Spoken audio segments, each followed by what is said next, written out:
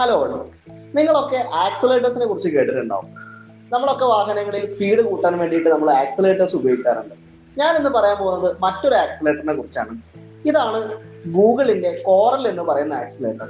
നമ്മൾ സാധാരണഗതിയിൽ വാഹനങ്ങളുടെ സ്പീഡ് കൂട്ടാൻ വേണ്ടി ആക്സിലേറ്റേഴ്സ് ഉപയോഗിക്കുന്നത് പോലെ പലപ്പോഴും നമ്മൾ കമ്പ്യൂട്ടർ വിഷൻ മോഡലുകൾ അല്ലെങ്കിൽ ഡീപ് ലേണിംഗ് മോഡലുകളുടെ നമ്മളൊരു കമ്പ്യൂട്ടറിലെ ഒരു സിസ്റ്റത്തിലൊക്കെ റൺ ചെയ്യുന്ന സമയത്ത് അതിന്റെ സ്പീഡ് കൂട്ടാൻ വേണ്ടിയിട്ട് നമ്മൾ ഉപയോഗിക്കുന്ന ആക്സിലേറ്റേഴ്സ് ആണ് ഹാർഡ്വെയർ ആക്സിലേറ്റേഴ്സ് എന്ന് പറയുന്നത്.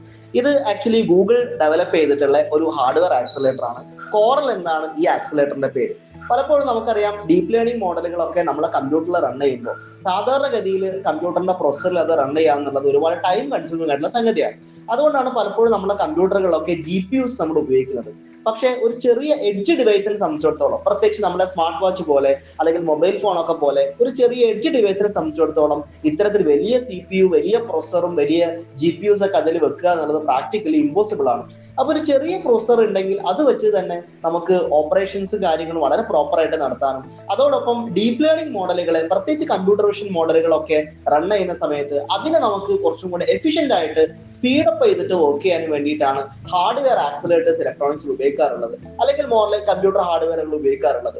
ഇത് അത്തരത്തിൽ ഗൂഗിൾ ഇൻട്രൊഡ്യൂസ് ചെയ്തിട്ടുള്ള കോറൽ എന്ന് പറയുന്ന ഒരു ആക്സിലേറ്റർ ആണ്. ഇതുപോലെ ഡിഫറെന്റ് ആയിട്ടുള്ള ആക്സിലേറ്റേഴ്സ് കാര്യങ്ങൾ നമുക്ക് മാർക്കറ്റിൽ അവൈലബിൾ ആണ്. നോർമലി നമ്മൾ പറയുന്ന ഡീപ് ലേണിംഗ് മോഡൽസിന്റെ എഫിഷ്യൻസി കൂട്ടാനും വളരെ പെട്ടെന്ന് എഡ്ജ് ഡിവൈസുകളിൽ ഇത് വർക്ക് ചെയ്യാനൊക്കെ വേണ്ടിയിട്ട് നമുക്ക് ഇത്തരം ആക്സിലേറ്റേഴ്സ് ഉപയോഗിക്കാം. മാത്രമല്ല തദ്ദേശീയമായിട്ട് പോലും ഇത്തരത്തിലുള്ള ആക്സിലേറ്ററുകൾ ഇന്ത്യയിൽ പലപ്പോഴും ഡെവലപ്പ് ചെയ്തുകൊണ്ടിരിക്കുന്നുണ്ട്. പല റിസർച്ച് ലബോറട്ടറികളിലും ഡീപ് ലേണിംഗ് മോഡൽസിനെ ആക്സിലേറ്റ് ചെയ്യുന്നതിന്റെ ഭാഗമായിട്ട് ഇത്തരത്തിലുള്ള കോ പ്രൊസസറുകളായിട്ടുള്ള ആക്സിലേറ്റേഴ്സ് ഡെവലപ്പ് ചെയ്യുന്നുണ്ട്.